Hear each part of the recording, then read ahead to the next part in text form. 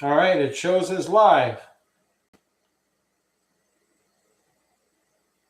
So can you get into it at all? We've got audio, we've got video. I've got nothing.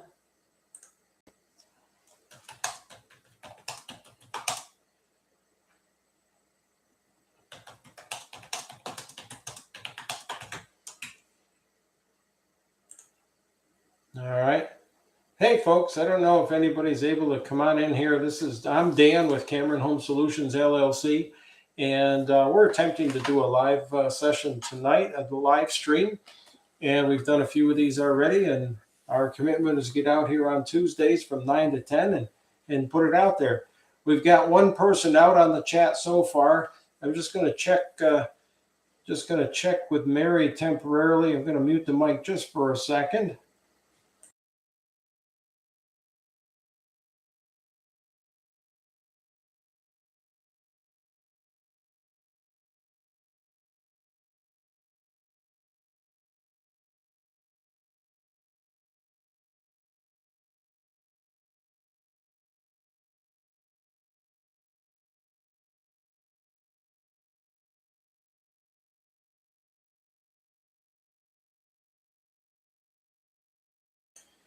All right, so we'll keep going here. I'm going to dim the lights a little bit.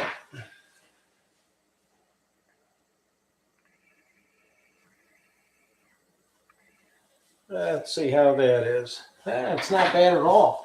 We're going live here tonight. Again, this is Dan from Cameron Home Solutions LLC. We just learned a half hour ago that YouTube is apparently having some kind of service outage, a limited outage, and live stream works and then it doesn't. Apparently YouTube Music is fine. YouTube TV has been affected. Google has been affected. So we're not quite sure what exactly is going on here. So we're just going to do our best to power forward and see what we can do. I'm going to just check with Mary and see how she made out with the microphone.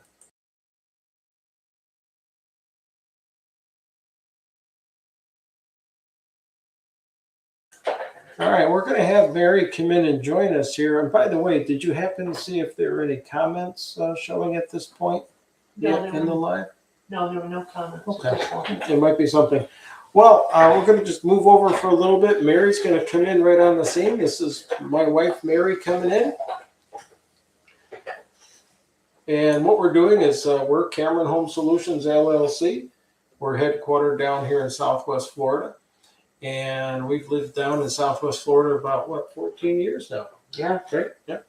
And we enjoy living in the area. We've experienced a number of tropical storms, a number of rainstorms, a number of hurricanes.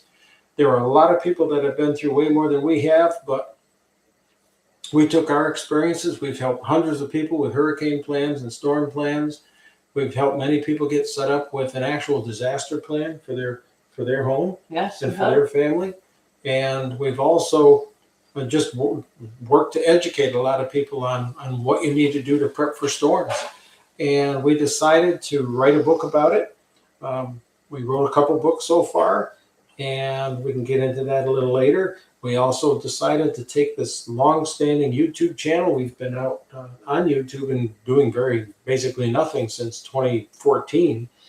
And it was last May or July, I can't remember, let's say June, where we decided to put actual content out there that takes the book that we wrote, which is Real Life Hurricane Prep, and actually makes that book real. And it talks about hurricane prep and storm prep and food prep and what you would do to prep your vehicle, portable power supplies, what type of generator you should or shouldn't have. Should you even have a generator? Should you bug out or should you stay? We went through a whole gamut of things. And tonight we just had a couple topics we were going to discuss and just wanted to throw it out. So if anybody wants to come in, and if you can, again, this might be a full outage and we might get dropped here momentarily. We had a couple of questions, and what do we have here? For the first 15 minutes, we wanted to talk about general storm prep, which is what we're doing now. Right. The next 15 minutes, we're going to talk about lessons learned, things that we have learned, and we wanted to see if folks were coming online, if there was something that you wanted to share about what you've learned from your storm prep experiences or from going through storms. Now, a storm can be, it doesn't just have to be hurricanes, right? Oh, certainly not. It can be windstorms, it can be blizzards, it can be tornadoes. The variety is endless. Okay. Now we're with the throes of winter. We had a major ice storm, a couple of them actually. Right. We've had the Northeast and Carolinas and so many places get blanketed with some snow and some ice. I mean, when you get ½ inch, 3/4 of accretion on power lines, tree limbs, it's just an awful thing. Oh, so moving into that, our next 45 minutes into this broadcast here tonight, we were going to talk about food and water for your prep. And that's where Mary really shines on what she does. And finally, we would say, hey, what advice would you have to give to people if you were in a position where people said, hey, Joe, hey, John, hey, Mary, I'm new to the storm prep game. What should I do to prep for my area? What kinds of things can I do? I'm new to Florida. I'm new to Texas. I haven't dealt with hurricanes. I live on the Carolina coast. What should I do to keep?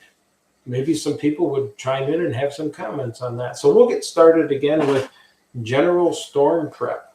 Again, we're Dan and Mary from Cameron Home Solutions, LLC.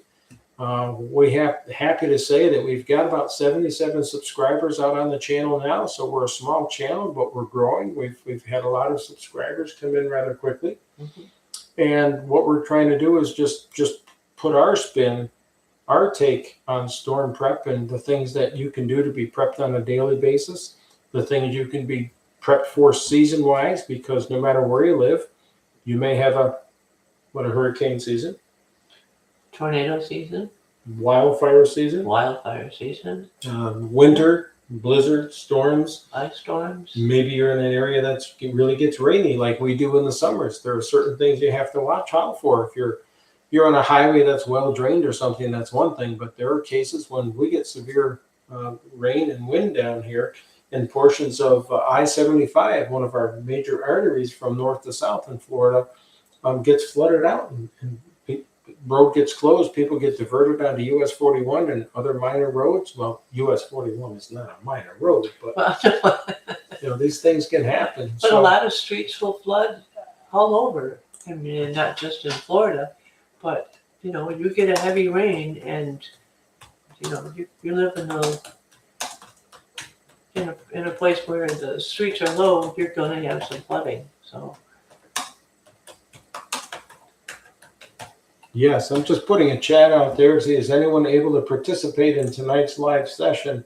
Because we don't know the extent of this outage that we have here with YouTube. So we're just going to keep on going. We're here from 9 to 10 o'clock. Again, I'm Dan, and this is Mary. We're Cameron Home Solutions, LLC. We're headquartered down here in Southwest Florida, and we have a YouTube channel out there, and it discusses all things storm prep, hurricane prep, some heavy DIY projects, some very creative DIY projects. And just lately you'll see some videos coming up. We upgraded our toolboxes, and that just helps us to be better prepared in our home. So we did some unboxing videos, and we're excited to have those come to you here in the next couple of weeks. We know that hurricane season is only a few months away. We're beyond mid-February. Right, yes, so we are. What are we, about 3.5 months away from June 1st, right? Romantic, yeah, and then June 1st. So we're gearing up and getting ready to share more content with you folks. And again, the impetus of this is taking our experiences, and let's see if I can get this turned right. There we go. This is Real Life Hurricane Prep. This is a book that Mary and I wrote here in 2025. And it just goes through what the title says. We have it available on Amazon at this time, and it's got 5-star reviews, and the reviews speak for themselves.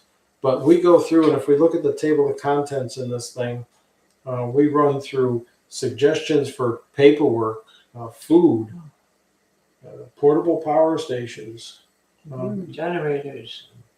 Just things that you want to eat and maybe shouldn't eat if you're preparing for a storm and what to look for in the aftermath of a storm. Should you use sandbags or bags of mulch? I mean, we have all kinds of stuff in this book. And again, it's real life hurricane prep. And we say real life because we've lived it. We've lived down here, as we said, in Florida 14 years. We lived in a condo association for most of those years, and now we're in a homeowners association. And I was on a condo board for many years. I was president for many years and held many other positions during that time.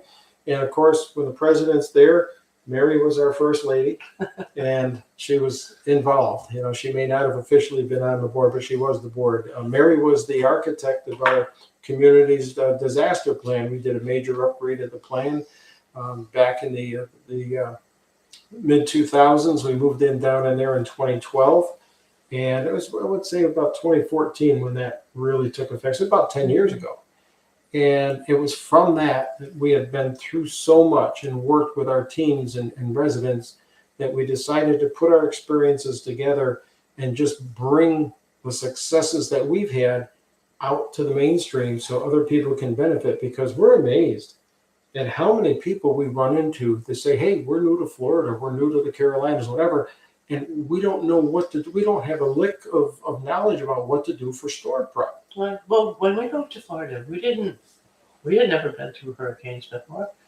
So it was a whole new ballgame for us, and we really made it a priority to learn what we needed to do and what the best way to prepare was. And we have helped so many people in that same process, and that's what this book is for. And as one of the, at least one of the reviewers has said, it's not just for hurricanes. A lot of information in there is basic storm prep. You know, I mean, when you live in when you live in the north in snow country and you have blizzards, there was standard procedure to have an extra bag in your car for, you know, extra mittens and hats and that kind of thing. And I know on at least one occasion, one of my neighbors, the storm was bad, we couldn't get home, we had to walk the last mile home, and she didn't have any hat or mittens with her. And it was like, out came my stash. And it's just that basic prep, whether it's, you know, hurricanes or whether it's blizzards or wildfires, you have to be ready. Absolutely. That makes so much sense. We're coming up on 9:13 here. We'll talk about this topic for a couple minutes, and then we'll move into our next topic, which is lessons learned. And that'd be great if we had any other people that might be able to catch this broadcast. Again, we're going through a partial YouTube outage this evening, and we weren't able to get on until a couple minutes before 9 o'clock, and then we couldn't get on until a couple minutes after. So if it's possible that you all show up and want to talk, our next topic will be just lessons learned. But Mary's brought home some very important points. We were just talking about her friends and having been stranded about a mile from your house years ago. You had a big hill you had to go up with a curve on it. Now, a hill in the snow is one thing, but a hill with a curve, you know, that just adds a dimension to it. So, and you ended up stranded down there. Your car couldn't make it, and you were going to walk home. You just said that, right? We knew we weren't going to make it. We didn't even, you know, having lived there for so many years, it was like, nope, we just park it and walk, because I don't want to get stuck on the hill. And it wasn't always possible. It was nice living in a small town. You were able to actually call the town garage before you got home from work and asked if the guys might be there to plow the hill so you could be able to get home. And boy, that's a neat thing when you live in a small town. And Mary's from upstate New York, up in dairy farm country. And to have that relationship where you could say, hey, Carl, I don't know if you could send Vinny down or something and plow up the road. We got a few of us coming home from work, and if you can spare the time, we'd appreciate it. And they would do that. What? It was real nice. Real nice. Now, Mary talked about, did you have anything more you wanted to add about that? Not right now, no. Okay. We're working off our clipboard here, just have a couple basic notes. Going into lessons learned, let's talk about that time you were stuck in the snow and your friend was with you, and you ended up digging through your bag of stuff. You had hats, mittens, gloves, I think an extra scarf, but she didn't have that. And she's lived up in central New York for many, many years, right? Right, but she was also a lot younger. And, you know, we were farm kids, and you just learned to be prepared for most anything, you know, and you're just so down to earth. And she wasn't. And she was a young, pretty girl, and nothing bad happens. You know that. Nothing bad ever happens. So she learned a very valuable lesson, and I'm sure that if she's still living in snow country, she probably still has extra hats and mittens in her car. Well, that's fun. Oh, So when we look at our lessons learned, what I'm talking here, I'm trying to look at the camera. It's so easy to be looking at the computer and looking away. Normally, when I would do a live, Mary hasn't joined me with it directly yet. I'll go in and I'll go on the big screen and look at some things and talk and this and that. But right now, we're just not doing that.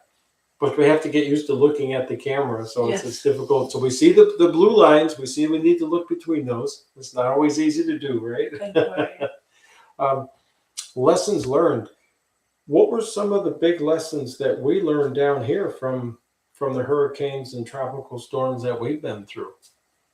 Well, we didn't learn this one personally, but when Ian came through, Hurricane Ian, and wiped out the water, there was a lot of people in our area who, we'd never lost water before, so they didn't give a stash of water for themselves. So they didn't even have their bathtubs filled, so they couldn't flush the toilet. There was a lot of people who were really scrambling for water when they turned on the tap and there was nothing there. Just to summarize, Hurricane Ian hit September, I believe it was September 28th of 2022. And the storm hit Fort Myers Beach so hard that a lot of the water lines that go out to the docks and some of the buildings in that area were just torn up. And we actually know one of the emergency services personnel who was leading the emergency services station there up on Ortiz Avenue in the emergency services center. And they noticed they had all kinds of water loss going on. It took them a while to figure out what was going on, and they realized that a lot of the water lines were broken and the potable water supply was pouring into the ocean. So Lee County made the unprecedented decision to shut down the water line, to shut down the water. And it was down for about 3 days. It would come up a little bit, then it would go down. These guys and gals were struggling trying to find and plug all the leaks. And they basically, it would have been nice if they could have said, Fort Myers Beach is leaking. Let's just turn a valve and shut off Fort Myers Beach. But it doesn't always happen that way. But Mary brought up the fact that we had never, in the decades that people before us have been here and had experienced hurricanes, they'd never lost their municipal water supply. So they didn't take that basic step that really isn't going to cost them anything. Even if the only thing they did was fill their bathtub so they could flush the toilet, and they didn't do it. I mean, there was a lot of elderly people living in our community, and some of them on the second floor, and they're trying to go down to the swimming pool or the lake with a bucket of water to haul water back to their house, and then climb the stairs with it, and so they had water to flush their toilet. Well, that's it's dangerous for starters, and really very preventable. I guess that's the thing. It's preventable. It's a tough thing when you see a lady we're talking like an 87-year-old woman trying to bend down to get water out of a pool or down by the lake, and gators are around, so it can be a dangerous thing. Well, she's not pulling 5 gallons of water in that 5-gallon bucket. She's not. She's probably pulling more like 2 or 3. So she's got to make more and more trips. And there were a lot of people like that. We luckily had water and we were ready to go. But once the municipal water supply went down, we went ahead and grabbed extra water from the pool. And the pool was down about 3.5 days. So we still were in that first day when this happened.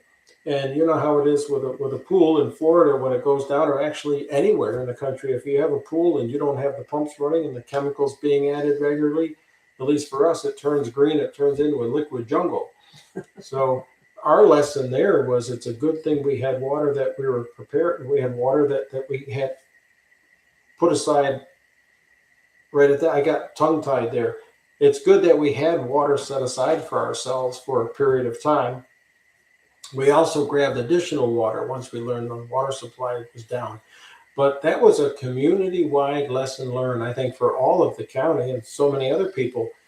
Be prepared, because you don't always get water when you turn on the tap, just like so many of us know. When you flip a light switch, there isn't always power behind that thing to turn on the light bulb in your room.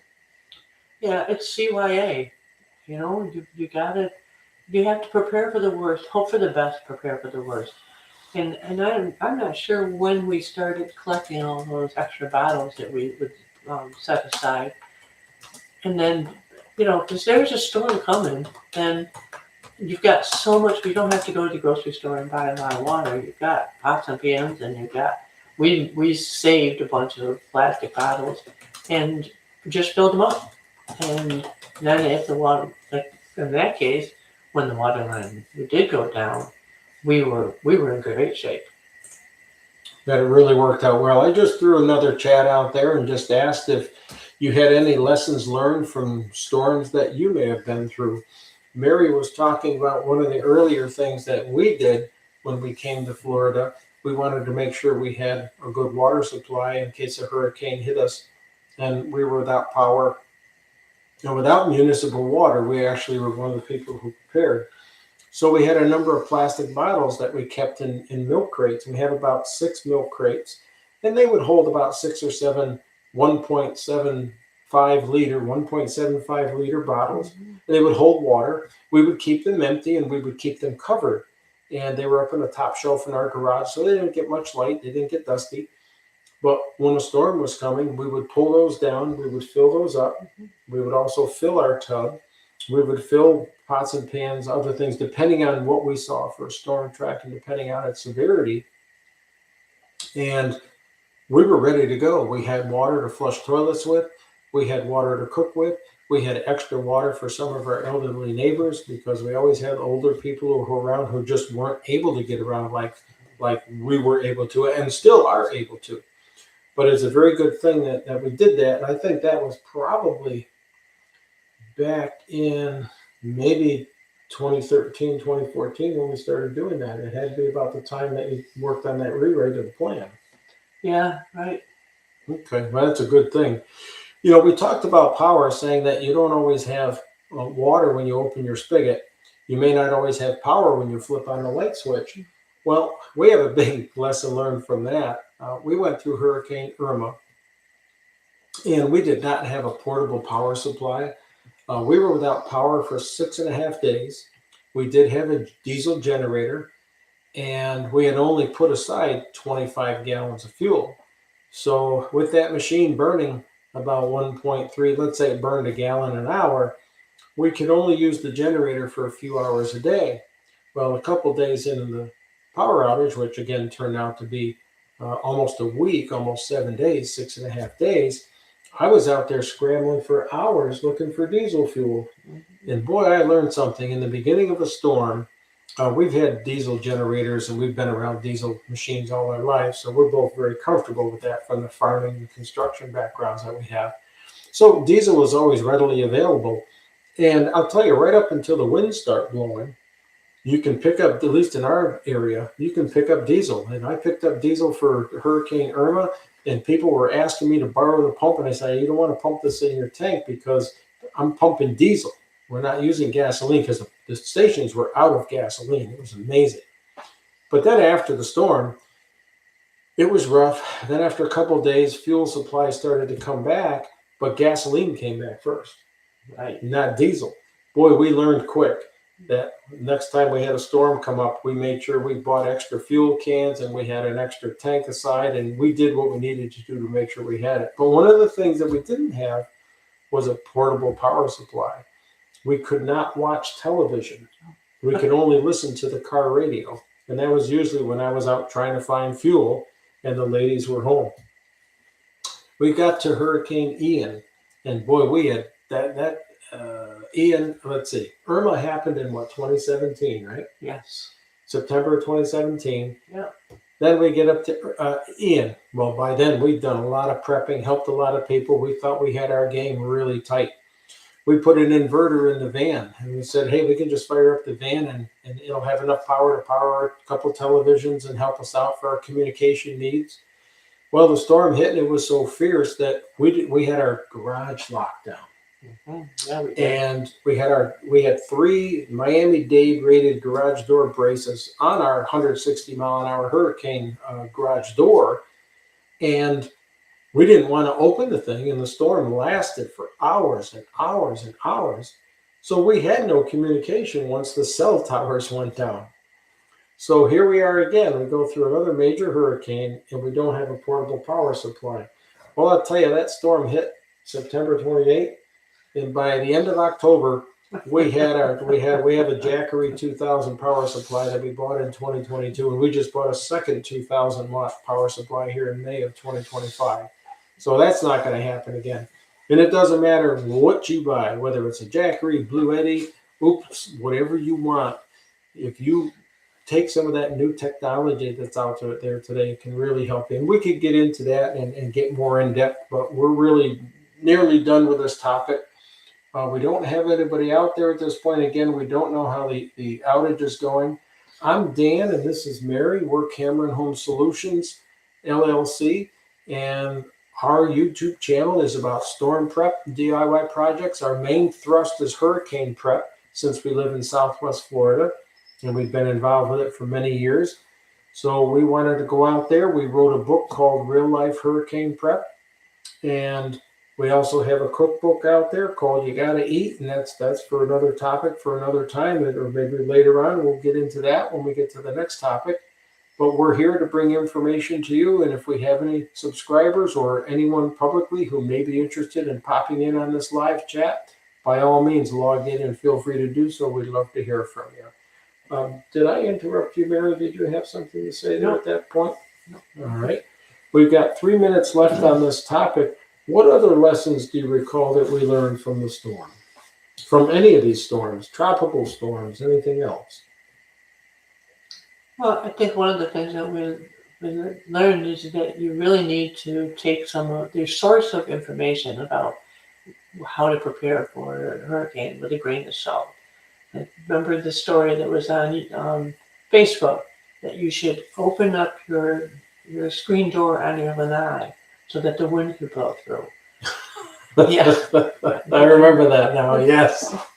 Be careful what sources you use and what sources you heavily rely on for credible information. And we'll debunk that one right now. It is not okay to open your lanai screen door and leave it propped open during a hurricane thinking that you're actually helping to save your lanai. You're probably going to ruin your screen door, or it may get ripped off and go through your neighbor's lanai. And, Right. And Become a missile. in all the years we've been down here, we've actually never locked our lanai screen door. It has remained in a closed position. Some people have hurricane protection, roll down hurricane shutters, etc., that are outside the lanai that protect the screen, etc. Ours has always been inside. It keeps the storm protection clean, and we're not really worried if a screen or two gets ripped. It's not like it's for us. It's not like it's a big screen pool, a pool enclosure. But we've never had screen damage from any of the storms that we've had. But we've never opened our screen door in the hopes that it would help. I mean, if you're doing that, you might as well open your garage and open your windows too. But we certainly don't recommend that. In fact, years ago, as I recall, wasn't there advice out there where if you were going through a tornado and if you knew it was coming, it was best to open your doors and windows to help your home equalize before that low pressure system blew over your house? Right. And I wonder how that worked out for people who actually tried that. I think you need to be grabbing a mattress and diving into a bathtub and protecting your head and your body rather than running around opening windows and doors. It's amazing what's out there. So we talked about that lesson learned right there. Oh my goodness. Well, it's 9:30. Again, this is Dan and Mary's here, my wife. We're Cameron Home Solutions, LLC. We wrote a book called Real Life Hurricane Prep, and it's available on Amazon. And it's a wonderful book about our hurricane experiences and the experiences that we've had in our communities. And we wanted to share it with people.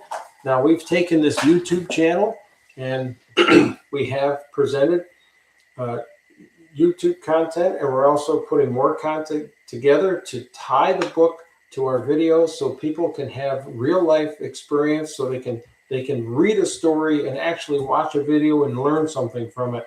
And boy, have we learned a lot in the process. Oh, yes, we have. One of the things that we've learned is coming up now in our next 15 minutes, which is foods and water for your prep. And this is where Mary shines. She's done so much for us and for others with regard to prep. Perhaps you'd like to just talk, maybe give a general overview or just talk about specific things. And I want to mention this first. We had a YouTube reviewer, a commenter on one of our videos. We did a video here in our attempt to help people with the recent ice storms that blew through the area here some weeks ago. An awful, awful thing. And we put together a video, and I believe it was 9 or 15 things that people could do to prepare. And a person wrote, and this person commented, well, these guys here at Cameron Home didn't present anything that we haven't heard in the last 15 years from other preppers. It's the same prepper advice. And I remember replying to the person, I said, you're absolutely right. You are right. We didn't present anything new, but so many people don't heed the advice. It just bounces off their head and just goes off. Or they don't understand it, or they think, oh, it's not going to happen to me. I've never been through a power outage. I've never been through a blizzard and had a problem. I was always able to go out to eat and do whatever, da-da-da-da. Well, here they are. Sometimes the same stuff, and this isn't new stuff. Food prep has always been food prep back in biblical times. Storm prep has always been storm prep. And we talk about it, and people have talked about it for years, but so many people don't listen. That's why the lesson bears repeating. Now, I'm being long and drawn out. Mary's going to talk to you now, and then I'll join in about a few things in the food prep arena. You've probably heard this all before, right? Oh, probably. But it certainly bears repeating. Yes, and before I go on to that, your point is well taken, and the woman was right. This isn't new stuff, but sometimes that message doesn't stick in your head, and it bears repeating to help people. It's like, oh, that's right, because was it in the Carolinas when they had this last wicked ice storm? We have a friend who lives near Charlotte, and it had been 20 years since anybody in that area had had an ice storm. Well, okay, if you're 20 now, you've never experienced it. If you're 40, you were 20 when it happened. The chances of you remembering, oh, that's right, I need to do X, Y, Z. Yep. So it's very important to just reinforce what needs to be done. Now, when it comes to food and water, and we talked a little bit about water earlier, and just the importance of having some containers set aside so that you can fill them up. Definitely the bathtub, that's a no-brainer. And when the bathtub's full and you don't have water, then just have everybody in the house use that one bathroom and just save yourself the aggravation. It's just knowing how to flush the toilet with a water pitcher. On our channel, there's a little video that describes that. And it's got an amazing number of hits, because if you've never had that experience, you don't know how to do something. And that's the beauty of having the book and having the visuals. It's like, oh. There are people out there that don't know that you can flush a toilet with a gallon or two of water from a 5-gallon bucket, or maybe a 2.5-quart pitcher or two. And depending on how you pour and cast that water into the toilet, it may or may not flush fully. Now, if somebody does their business and you're going to need a couple of flushes to clear the contents, then that's fine. If it takes 3 gallons of water to flush that stuff down, hey, flush it down.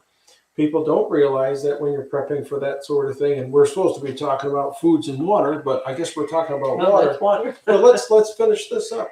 If you have a home and your water's down and you're using your bathtub, general bathtub holds about 50 gallons of water, So if you're using that and you need to flush your toilet and you're concerned about conserving water, well, if people need to pee, then they can go ahead and pee, and you can lay a little bit of bath tissue on top of the water. It'll block the odors, it'll block the colors, and if somebody has to do other business, they can lay paper on top of that. And then you can flush afterward with only a few gallons of water and not have 10 people going and have using up 10 gallons of water. Fascinating. And Mary brought it up. If you're 19, 20 years old, and you've never been through this sort of thing, maybe some of us saying a lot of the stuff that's been said for years does make sense, because people are learning every day. There's always somebody who doesn't know about this stuff because they've never experienced it. That's right. If you have no experience in something, it's like getting transplanted to a foreign country. You're lost. And so having that basic information available is really a public service. Yep, that makes a difference. So getting back to just general foods and waters, what would you recommend to somebody if they were, let's say, prepping for a storm? They were concerned, Mary, that they wouldn't be able to leave the house for a few days. They needed some stuff for themselves, their spouse, maybe a couple kids or something. Do you have some general advice? Well, even conservative FEMA suggests that everybody have enough food in the house for 2 weeks. Okay. So that's at all times, not just for hurricane season or for blizzard season, but for at all times, just to be safe. There was one of the YouTube videos that we watched after Helene, and there was a gentleman there who was just shocked. He said that his neighbors who were going to be had to go to the grocery store a couple of days after the storm, and he was shocked that they didn't have enough food in their house to last them more than a couple of days. Mm-hmm.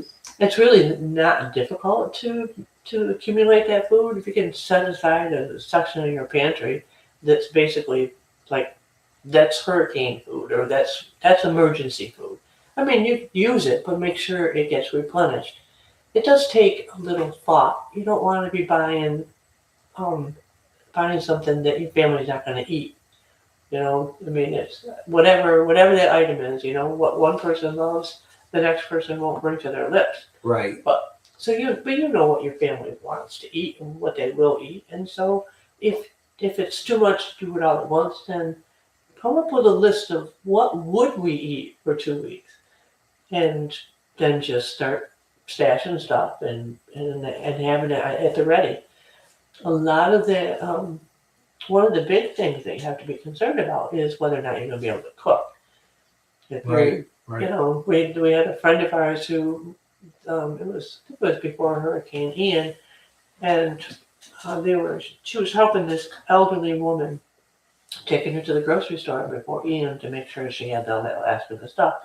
And the woman was just, oh, I'm just going to buy a bunch of cans of soup. Until our friend said, but honey, if the power goes out, you have an electric stove, and now you're not going to be able to heat it. It's hard to cook on an electric stove when there's no power for the electric stove. It really doesn't work. And she had no other means of heating anything, so it was like you have to think it through. It's like, if I don't have power, how can I cook? If you have a natural gas stove, then you're probably golden, unless there's a really bad situation and the natural gas line has to come down. Okay. You know, if you have a propane stove like we would have at the farm, then you're probably in good shape. Mm-hmm. And many people do use propane. We both grew up on propane, and Mary grew up on propane. I grew up on natural gas. And then when we got together, it was propane for many years. We moved to Florida. When we retired down here, it was all of a sudden an electric stove. And what a different way of cooking, having to anticipate the heating and the cooling on an electric stove burner when you're used to playing with a flame. But now we've moved to a newer house built to more modern hurricane codes. We're back to natural gas again. So we have a stove and we've tested it. If the power goes down, we have manual igniters that we can use so we can at least cook on the stove. We can't run the oven unless we're running our generator. but we usually don't do turkey dinners and that sort of thing when there's a power outage. But we can cook on our stove if we need to, and many other people can. So we think that's wonderful. What about water? What does a general person do? Because they usually just turn on their faucet, and whether they have well water or they have municipal water, they just get water. So why do you put water aside for a storm like a blizzard or a hurricane or tropical storm? Why would you do that? It comes out of the tap. Yeah, because you can't always count on it coming out of the tap. So if you turn on your faucet and there's nothing there, then life takes on a whole new dimension. So, I mean, we'd have some water that we have purchased set aside because we have had, we're in a new construction area, and somebody digs up the water line, and we don't have water. So it's kind of, but again, that's just general preparedness. Yes. But if you know there's a storm coming, then get out those big pots and pans that you only use once a year. Every water pitcher in the house, and if you don't have water pitchers in the house, you could go to the dollar store and buy 3 or 4 of them and tuck them away, and with your other supplies, your other emergency supplies, because you're going to need water.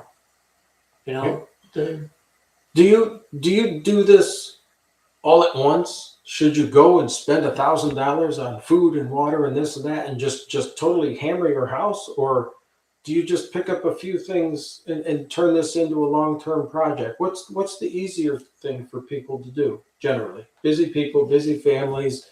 How do you stock up on a home? Generally, you just, if you have a list, you can put together a list. Then you could just okay, this week when I go get groceries, I'm going to pick up an extra half a dozen cans of beans.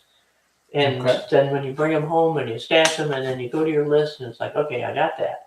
And then you just work your way through the list. If you're starting, then you got to start somewhere. So just start, and then just work your way through the process.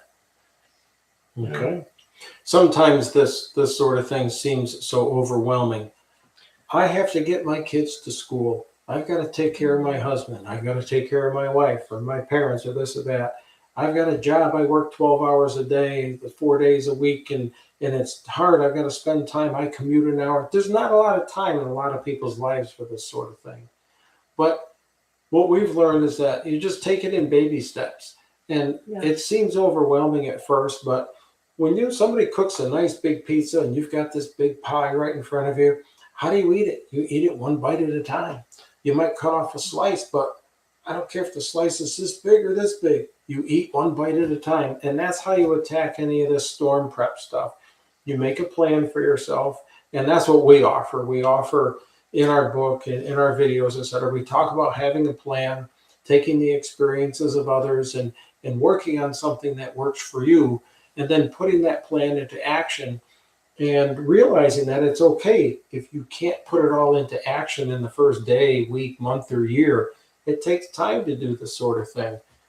And we know what that's like to slowly build up and to have to do things. And we know that as prepared as we thought we were, there were always some stumbling blocks that we had to surmount, especially the portable power supply. Of course, we never expected to be sequestered in a house. Usually when hurricanes would blow by, it would be just a matter of hours. But Ian went on it had to be, for us, it was like 13, 14 hours. That's what it seemed like. I could be wrong.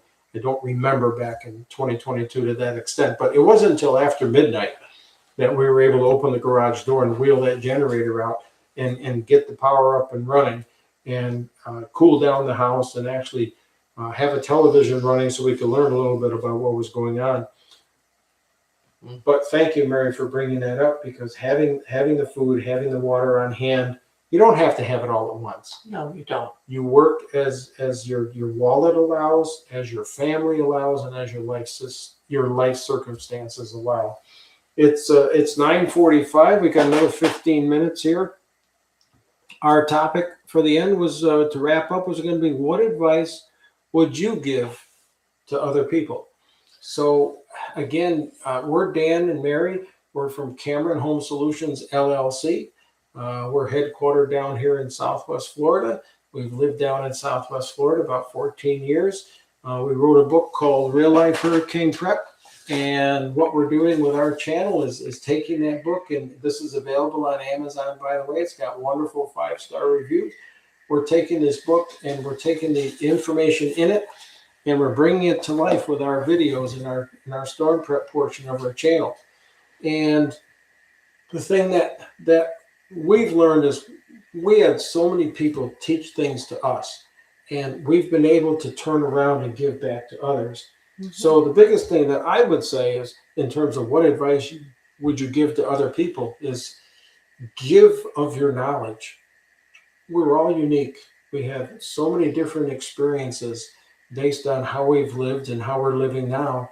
And we all have a lot to give to each other, and it's that idea of community. So I would say learn to take care of yourself. And I think, Mary, you're a huge proponent. You would be a huge proponent of that. Of course, I know that we've been together over maybe almost 30 years this year.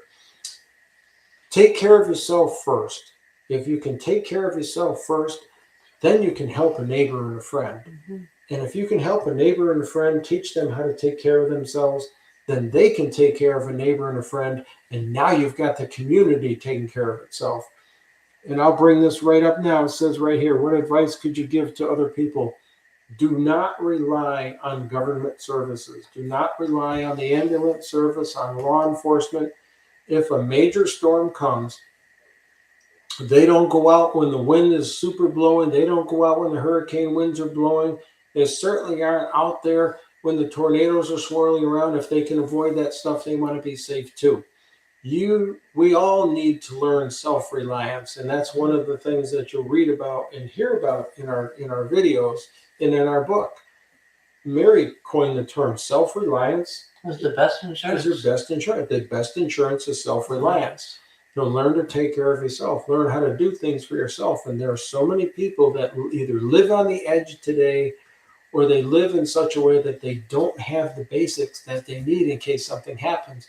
So that means a minor crisis could be a major one. But what advice would you have? We already gave the one about if you have a lanai screen door, please don't prop the door open thinking you're going to save your lanai if a hurricane or a big windstorm comes. Please do not do that. That circulated and was quite popular, and we had neighbors that were actually, you'd look outside, you'd see people with their doors propped open. They are new to the game, and that's pretty obvious, but I'll bet you when storms coming this year, if we get any, you're probably not going to see as many doors open, not in our neighborhood anyway. Yeah, I hope not. What do you have, Mary? What advice do you give? I'm going to have to give us a little kudos here.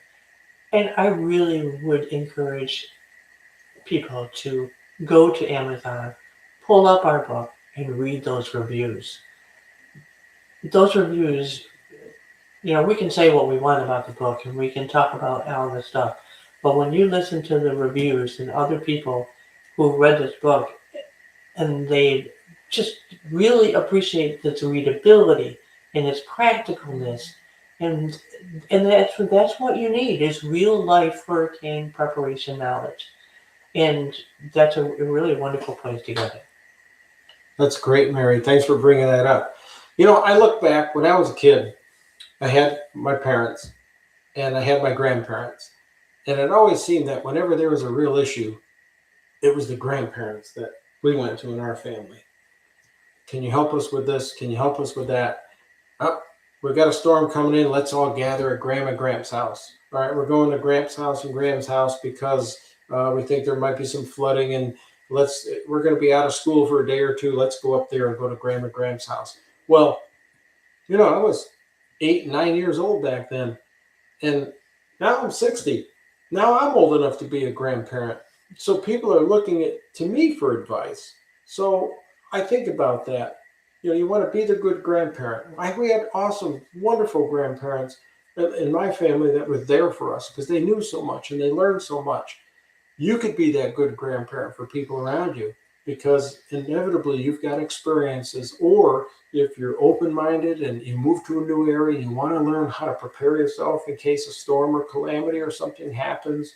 Hey, maybe you live a little closer to a dam than you thought you should. Well, there's certain things you might want to do if you're living in an area where you think a dam might overflow or break. If you're living in an area that's prone to wildfires, I bet your grandparents, if they lived there, probably knew a lot of things that they could do. Those are the kinds of things we're talking about here. Does anything else? It's hard for us because we get, without a specific script, there are so many things we could talk about. And we could just ramble on, but we want to make it entertaining for you. We wanted to give people, and again, it's so hard tonight because YouTube is having a partial outage. We don't know what's going on now. We think we're live. We think we've been out there for 50 minutes and 22 seconds. We haven't seen anybody chime in, and that's okay. We're a new channel. We got about 77 subscribers right now, and thank you all for subscribing. Yes, really. But yeah, but you know, what do you do? How do you do that? Kind of lost my train of thought there. The idea that everyone has something that they could teach someone else, and as much as you think you know so much, there's always more to learn. And you can look at our experiences for that. Yeah. What about vehicles? When I was a kid, we had the gas embargo, and times were tough back then, and we didn't keep a full tank of gas back then. We'd have a couple bucks in the tank, and that was enough for mom to get by and do this, do that. What's your advice now about keeping gas in the tank for emergencies? Let's hear that one, Mary. Well, the joke in our house is, oh my goodness, my car, the gas tank is perilously close to 3/4. So we like to keep them full. Is that 3/4 full or 3/4 empty? 3/4 full. Thank you. 3/4 full. It doesn't cost you any more to keep it full. It's easier if you're a 3/4 and you could just pop in and top it off and then head out. You're not standing at the pump for 10 minutes filling up your tank. And it's just safer if something happens. If you want to have gas in the tank, right? That's right. I'm putting a chat out there now. A chat question. How much gas do you keep in your tank on a regular basis? And you'd be surprised at what the answers would be. We've seen some interesting things over time. But I had to bring that one up because I knew it, because we do laugh and say, oh my gosh, honey, I'm perilously close to 3/4 full on the tank. I can't come home yet, and I've got to search out a gas station. And then I go in, and it takes 4 gallons to fill the thing up, and I'm done. Meanwhile, we got some big gas hog SUV next to us. The guy needs 32 gallons of gas, and he's there, and the pump is kind of running slow. We don't do that. We're in and out over a few gallons, so it makes it kind of nice. But and just on a regular basis, I mean, you worked with a gentleman years and years ago who always kept his tank just like a quarter, really low, and they had a medical emergency one night. In the middle of the night, and he didn't have enough gas to get to the hospital. Remember that? They ended up calling on some neighbors to help get his wife to the hospital because they just didn't have enough gas in the tank to make it happen. So please try not to put yourself in that position. Like Mary said, it really doesn't cost you any more to keep the tank closer to full than closer to empty, but keep it closer to full. It's more peace of mind. You're better prepared to take care of yourself. You're better prepared to take care of your family. General preparedness. Yeah. We've got 6 minutes left here. I'm Dan, and this is Mary. We're Cameron Home Solutions. We're headquartered down here in Southwest Florida. We've got a new channel, we call it a new channel here on YouTube. We've had a channel on YouTube since 2014, but we hardly used it. And it wasn't until last year, the middle of last year, we started posting videos. We wrote a book called Real Life Hurricane Prep, which is available on Amazon. And we decided to take the lessons from that book and put them to life with real stories, real actions to show what we do to prep for hurricanes and other storms. And then we want people to understand that a storm is a storm. You know, a hurricane has its certain proclivities, right? And a blizzard has its certain proclivities, and a wildfire does. But an event, an emergency is an emergency. There are things that people need to do and they must do to be prepared on a regular basis. And if you're prepared on a regular basis, you can get through life's problems a whole lot easier. It's far easier to go through a day not being hungry if you have enough food to keep you from getting hungry. Maybe some ridiculous way to say that advice, but it's true. You know, if you can pull a sandwich out of the back of the fridge because you've got ice keeping things cool in that fridge, you're not going to be growling, doing this and that like others might be, people who hadn't prepared. So you've got to be prepared. We have 4 minutes left here before we sign off, or 5 minutes before we sign off. Do you have any other advice on that topic? Any off the wall stuff or something that? Yeah, we're just such advocates for just general preparedness. You know, I love your idea with one of the videos that, you know, if you have to evacuate and then you want to come back home, sometimes you can't get back home because the police are screening everybody to get through. And it really reinforces the importance of your important papers. And you come back up and the policeman wants to know, you know, you say, I live at the street. It's like, well, prove it. Yeah, where's your driver's license? Do you have a copy of a deed?